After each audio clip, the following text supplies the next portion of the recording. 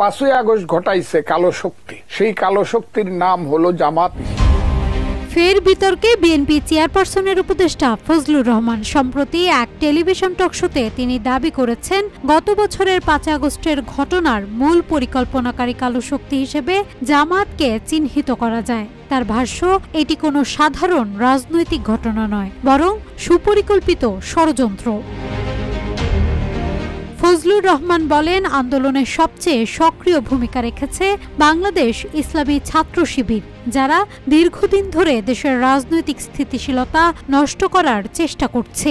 তিনি আরও অভিযোগ করেন, জামাত ও তাদের সহযোগীরা অর্থবিত্ত এবং আন্তর্জাতিক সংযোগ ব্যবহার করে প্রশাসন ও বিভিন্ন সংস্থায় প্রভাব বিস্তার করেছে। RICL TMX, যুগের পর যুগ স্থাপনা থাকে মজবুত।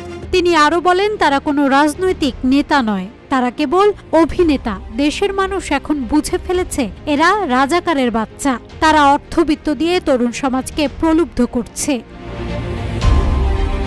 তিনি জানান, জামাতের আনুষ্ঠানিক রাজনৈতিক জনপ্রিয়তা বর্তমানে অনেক কম, কিন্তু তারা নিজেদের ছায়া ক্ষমতাধর মনে করছে। বিএনপিকে দুর্বল করার জন্য তারা ভোট প্রক্রিয়া বিভ্রান্তির সৃষ্টি করছে এবং দেশকে গণতান্ত্রিক ও মুক্তিযুদ্ধের চেতনার উপর আঘাত করার চেষ্টা করে চলেছে।